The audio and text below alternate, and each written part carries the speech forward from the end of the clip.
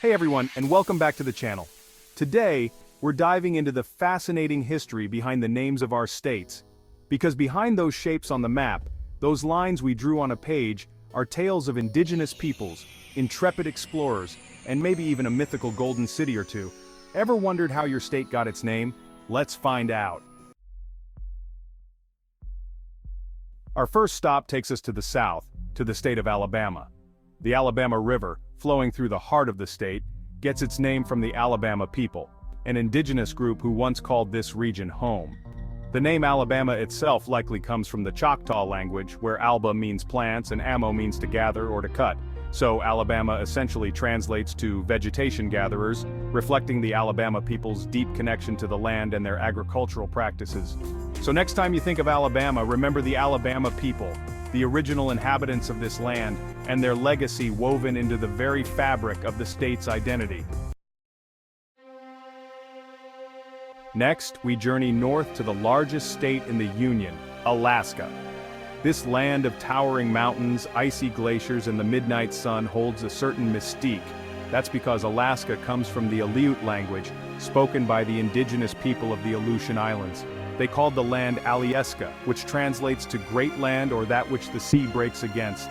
Imagine being an Aleut sailor, navigating the vast, turbulent waters of the North Pacific, and then seeing this massive, imposing landmass emerge from the sea.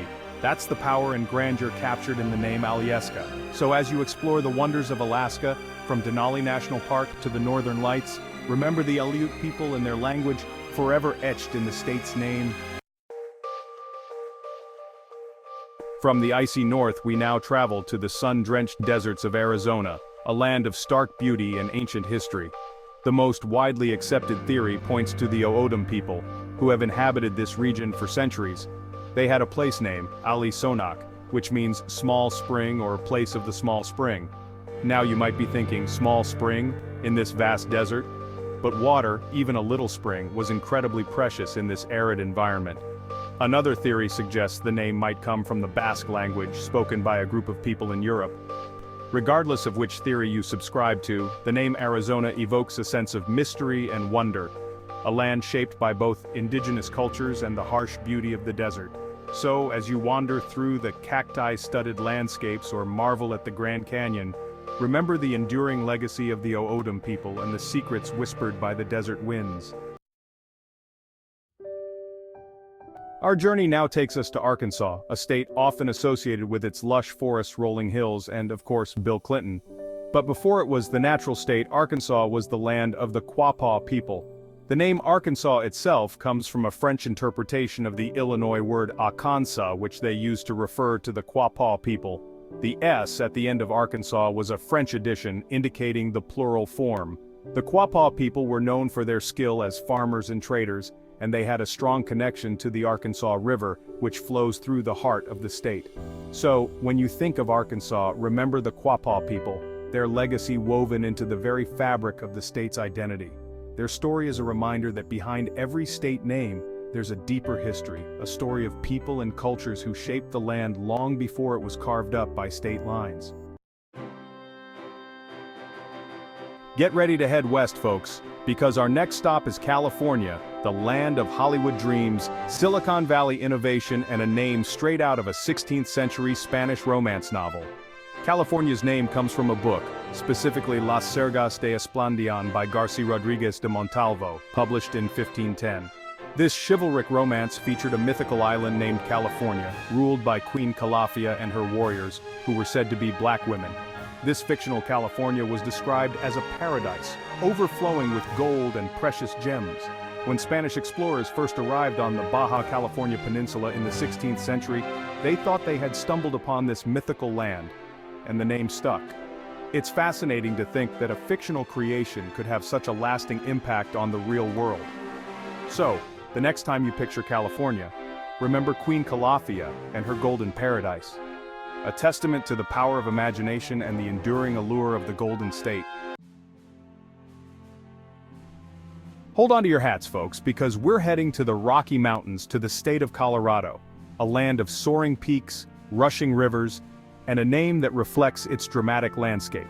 Colorado is Spanish for colored red, and it was initially used to describe the Colorado River, which gets its distinctive reddish-brown hue from the sediment it carries downstream. Imagine being a Spanish explorer, making your way through this rugged terrain and encountering this powerful river, its waters stained red by the very earth it carves through. The name Colorado eventually came to encompass the entire state, a testament to the river's importance and the awe-inspiring beauty of its red rock canyons and mesas. So, as you hike through the Rocky Mountain National Park or raft down the Colorado River, take a moment to appreciate the natural wonders that inspired the state's name. From its snow-capped peaks to its red rock canyons, Colorado is a testament to the power and beauty of the natural world. Next, we're traveling to the New England region, to the state of Connecticut, a place rich in colonial history, charming towns, and a name deeply rooted in the language of its original inhabitants. Connecticut comes from the Mohegan Pequot word Quintucket, which translates to Long Tidal River or beside the Long Tidal River. For centuries, the Connecticut River served as a vital waterway for the indigenous peoples of the region, providing transportation, food, and a source of life. So, as you stroll through the historic streets of Mystic Seaport or explore the Mark Twain House, remember the Mohegan Pequot people and their legacy, forever etched in the state's name. Their story reminds us that behind every state name there's a deeper history, a story of people and cultures who shaped the land long before it was divided by state lines. Our journey now takes us to the Mid-Atlantic region, to the state of Delaware, known for its beautiful beaches, historic landmarks, and its claim to fame as the first state to ratify the United States Constitution. But before it was a state, Delaware was a bay, and before it was a bay, it was a river, all named after the same man, Sir Thomas West, Lord de la Warr. Lord de la Warr was an English nobleman who served as the first colonial governor of Virginia. So, as you explore the cobblestone streets of Newcastle or soak up the sun on the beaches of Rehoboth, remember the legacy of Lord de la Warr, whose name, for better or worse, is forever intertwined with the history of this small but mighty state. Get ready for some sunshine and warm breezes because we're heading south to Florida, a land of palm trees, beaches, and a name that evokes its vibrant natural beauty. Florida's history is as rich and diverse as its ecosystem, but its name has a surprisingly straightforward origin. It comes from the Spanish word Florida, meaning flowery. The name was bestowed upon the region by the Spanish explorer Juan Ponce de León in 1513. He landed on the Florida coast during the Easter season, known as Pascua Florida in Spanish, which translates to Feast of Flowers. From its vibrant coral reefs to its lush Everglades, Florida is a testament to the beauty and diversity of the natural world. Our final stop on this leg of our journey takes us to Georgia, a state known for its southern hospitality, its juicy peaches, and a name that harkens back to the days of kings and colonies. Georgia was one of the original 13 colonies, and it was named in honor of King George II of Great Britain. The colony was founded in 1732 by James Oglethorpe, a British philanthropist who envisioned Georgia as a haven for debtors and the worthy poor. From its bustling capital city of Atlanta to its charming coastal towns, Georgia is a state steeped in history and southern charm. And its name, a regal tribute to a king, is a reminder of its colonial past and its journey to becoming the vibrant state it is today. And that's it for this episode of our 50 States, 50 Stories series. We've only just scratched the surface of the fascinating history behind the names of our states. From indigenous languages to Spanish explorers to British kings, each state name tells a unique story, reflecting the diverse people and cultures that have shaped this nation. But our journey doesn't end here.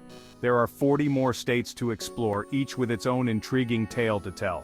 So be sure to subscribe and hit that notification bell so you don't miss our next episode where we'll delve into the stories behind the names of 10 more states. Thanks for watching, and I'll see you next time for more fascinating explorations into the history all around us.